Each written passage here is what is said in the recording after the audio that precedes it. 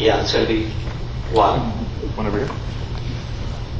Hi, my name is Dina Pence, and I live in Janelle Township. And in relation to this lady's question, this is also a health care, and I have lots of questions. But one, I'd like to know, and obviously it sounds to me like you are going to back Michelle Bachmann's bill, 4903, plus the other 4 that are being attached to this, but yet I don't see you as being one of the co-sponsors. But if there's any way that this bill can be repealed, what type of guarantees can we as the people have that there will not be any earmarks to buy anybody's vote, like what has been done, like Stupak did and everything? Okay, because that obviously to me sounds like, I'm sorry? Yeah, payoff, exactly. And now, I'm originally from Arizona, and in the state of Arizona, and I believe Arizona's trying to get out of having to be required under this bill, like Virginia, I think that is voted. We have a program there. My daughter is an RN at a hospital, and it's a nonprofit hospital, it's a county hospital, and nobody is turned away for any type of health care, and it falls under the EMALA, which Michelle Obama should be very aware of, having worked at the University of Chicago Medical Center and Valerie Jarrett. Why is it that everybody keeps talking about this health care when this law is already on the books? People don't have to have money to go and see a doctor, but what happens is when they get assigned a doctor and are given the free clinic, they don't go to their appointed doctor at the clinic, and then they keep coming in.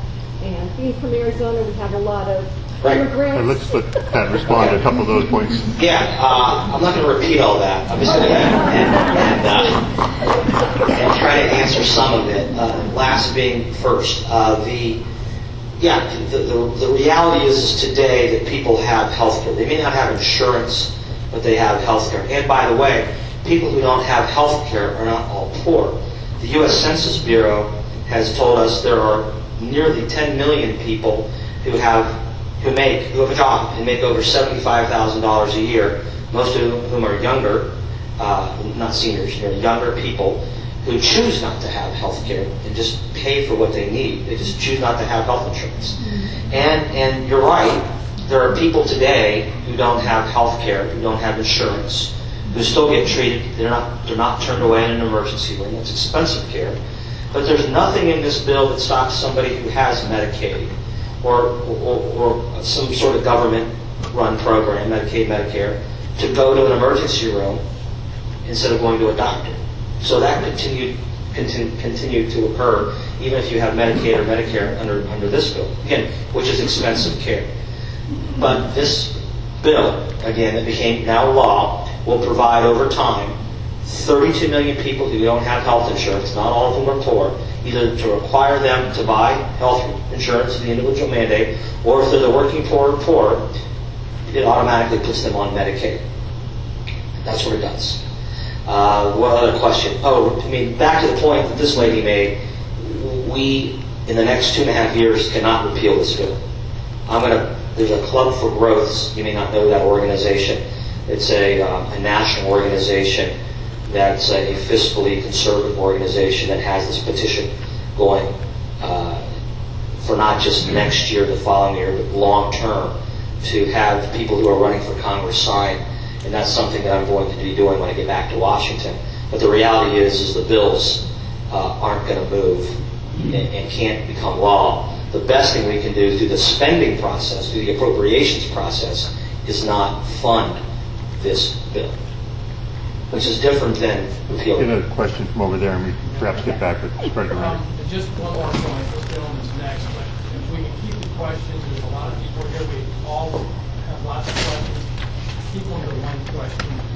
George Sweetback, Chuck Murray. Good seeing and hearing you. Long overdue on reading the business. So when we talk about, I would prefer to be here than in Washington over the last 30 days. Let me tell you. It's pretty depressing. okay. Speaking of spending and spending money, when one looks at the statement of disbursements by the House, specifically when one looks at how you spend our money, I think you'd be commended. However, when we look at some of your... How do you know that, by the way? Well, when you look at a part of a 1,052-page document, how you spend money. That's great. I bet most people don't know that. I'm going to comment on that. Thank you. The point I'm saying is that what prompted me to do that is how we're seeing your constituents spend our money. You can say Pelosi, you can say Barney, and so forth. But when you look at how they're spending it in black and white, I thought there were means of how they were held accountable for these entitlements and these loopholes, etc. Now, one individual can, in essence, allow a tuna company to be exempt from minimum wage law when the husband has a $17 million ownership.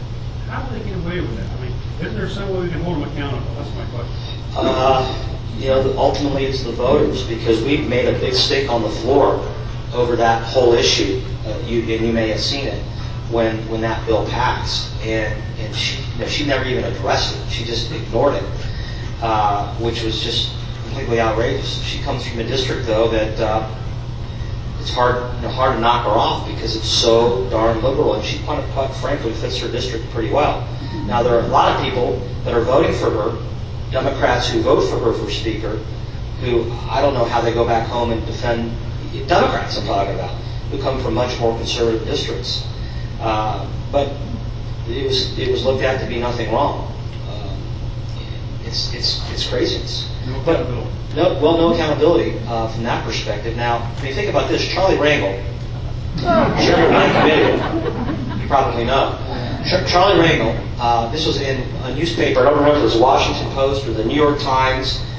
We are permitted, we have a budget that we're given.